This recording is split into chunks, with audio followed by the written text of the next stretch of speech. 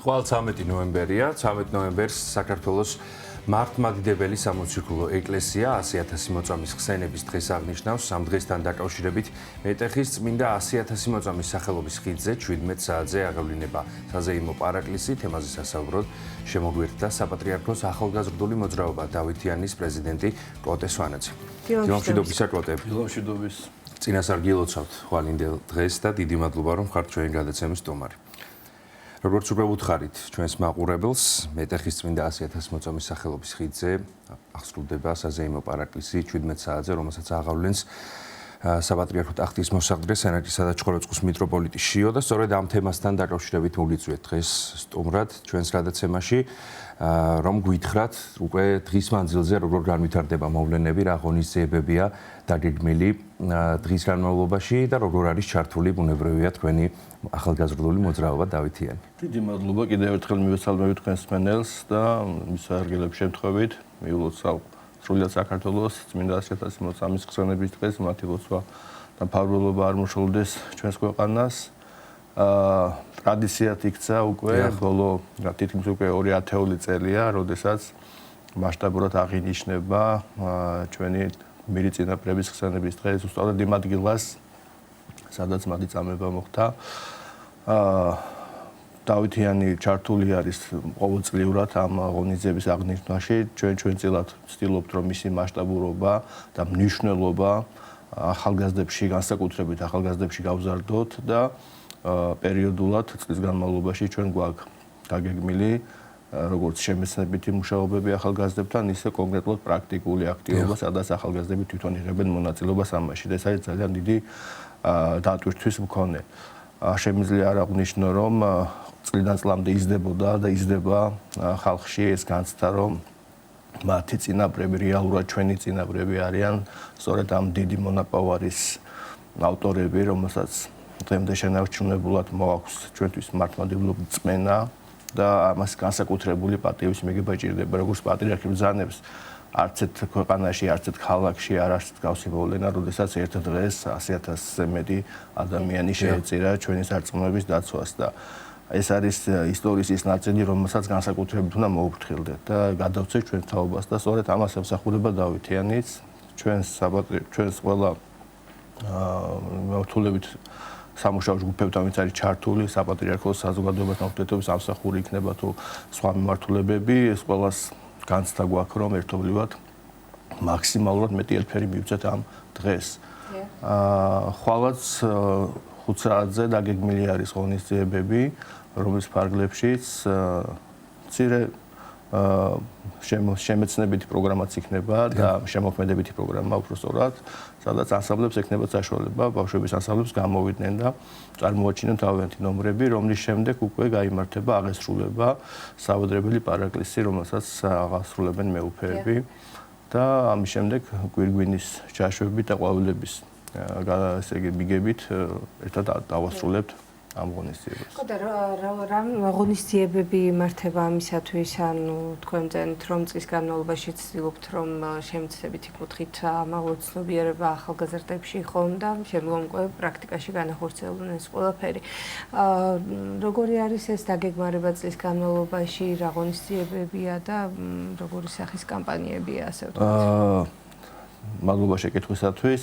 ჩვენ იცით რომ სხვადასხვა სკოლის მასშტაბით გვაქვს ახალგაზრდული კლუბები გახსნილი და ეს გვაძლევს არაფორმალური განათლების საშუალებით ახალგაზრდებს მივაწოდოთ სხვადასხვა თემატური საკითხები, მათ შორის აღნიშნული საკითხების შესახებ ინფორმაციის მიწოდების კარგი საშუალება არის ეს ფორმა და ამას აქტიურად ვიყენებთ და აქვე მინდა ესე იგი დავაანონსო, რომ დავითიანი იწყებს აქტიურ მუშაობას. თქვენ მოგეხსენებათ, რომ 2027 წელს 800 წელი შესრულდება ჩვენი გმირი წინაპრების მოწამეობრივი აღსასრულის დღიდან და მათი ხსენება 800 წლის საიუბილეო ხსენება გვინდა იყოს გამორჩეული ჩვენს ქვეყანაში. ამიტომ დავითიანისთვის ძალიან დიდი არის პასუხისგებლობა, ამიტომ რომ აი ამ მასშტაბის მიცემასთან ერთად ყოველთვის იყო დავითიანის ესე ვთქვათ როლი ამაში და გვირგვინი ამისა რაც შეიძლება იყოს ეს არის რომ ამ ადგილას, მიმდებარე ადგილას აშენდეს 100,000 მოწამის ხსენების 100,000 მოწამის სახელობის ტაძარი. და სწორედ ამ მიმართულებით დავითიანი გააქტიურება უახლოეს პერიოდში, რომ 800 წლის საიუბილეო თარიღებთან დაკავშირებით ღმერთის ნება თუ იქნება მოვახდინოთ საქართველოს ყველა მოსახლეობის მობილიზება, რომ ერთად კიდევ ერთხელ გავერთიანდეთ უფლისადიდებლად და ახალი ისტორია დაიწეროს თითოეული ქართველის მიერ, რომელიც თავისი მცირედი შეძლებს, რომ საქართველოს კიდევ ერთი დიდი ისტორიული ტაძარი შემოგვიყვება. ერთი უდიდესი ქართული საქმე გეთება ნამდვილად წარმატებები მინდა გისურვოთ ამ საქმეში. აი კადრებში ხედავდა ჩვენი მაყურებელი კიდევ გვექნება შესაძლებლობა რომ ნახონ თვალნათლივ წინა წლების გამოცდილებიდან გამომდინარე მინდა გკითხოთ თქვენ უკვე ისაუბრეთ ახალგაზრდების ჩართულობაზე 13 ნოემბრის დღესთან დაკავშირებით 100,000 მოწამის ხსენების დღესთან დაკავშირებით და წინა წლების ისტორია, წინა წლები რომ გავიხსენოთ, ახალგაზრდების ჩართულობა, ზოგადად ყველა ადამიანის ჩართულობა რამდენად დიდი იყო წინა წლებში, ზარდია ყოველწლიურად როგორც თქვენ გითხარით და აქვთ ალბათ დიდი სიხარული ხომ ბუნებრივია. ყოველთვის არის ეს დამოკიდებულება, რომ კონკრეტული მონაწილეობის სურვილი აქვთ, სადაც როდესაც ახალგაზრდებს შექმნის საშუალება ექნებათ, რომელიც მათ ცხოვრებაში რაღაცა განსაკუთრებულ დღედ დარჩება და აი ამაში თანამონაწილეობის სურვილი ძალიან დიდი არის.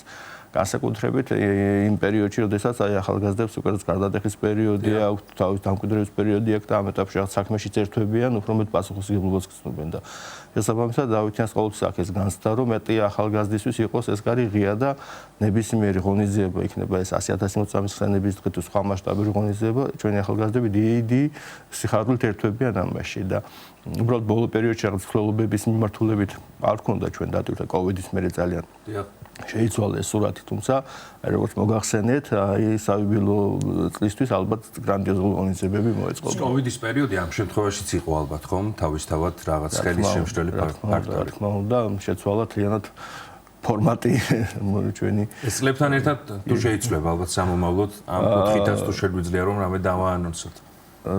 მომდევნო წლებში რამდენად არის შესაძლებელი რომ კიდევ უფრო მეტად ფართომასშტაბიანი გახდეს. აი სწორედ ეს ამას ვფიქრობთ, რომ აი მომავალ წელსაც და განსაკუთრებით 2027-ში საქართველოს მასშტაბით მოხდეს დაგეგმვა ისეთი ღონისძიებების, რომელიც ყველას სულთან მივა და ყველას ესე განცდას და პატრიოტიზმის ერთი ასად კიდე გაათმაგებს.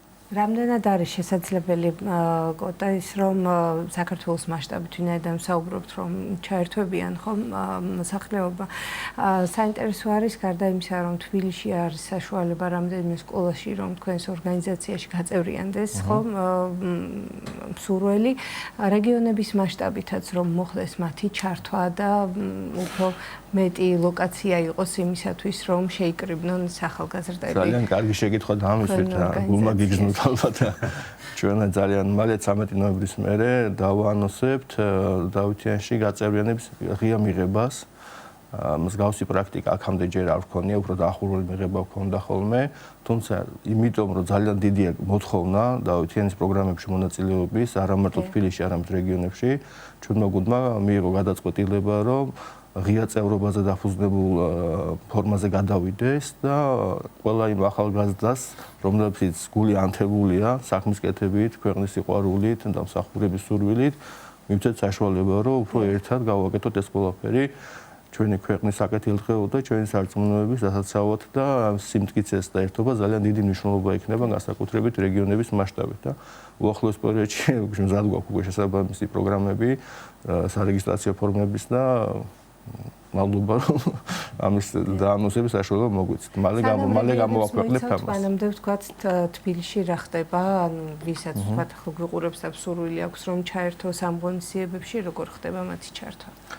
ჩვენ მოგვიცა საშუალება ბოლო 2 წლის განმავლობაში სამების ლავრის ტერიტორიაზე გაგვეხსნა არაფორმალური განათლების ცენტრი დავითიანის, სადაც მეტნაკლებად დიდი სივრცე არის. და ნუ აი დღემდე არის განსაკუთრებით აი სკოლის მოსწავლეებისგან და უკვე სტუდენტებისგანაც ძალიან დიდი მოთხოვნა რომ რაც შეიძლება მეტი პროგრამა იყოს მათთვის ღია. ასაკიც ვთქვათ ხო? ეს ასაკი ძირითადად არის მე-10, მე-11 კლასელები და აბიტურიენტები ერთი მიმართულება.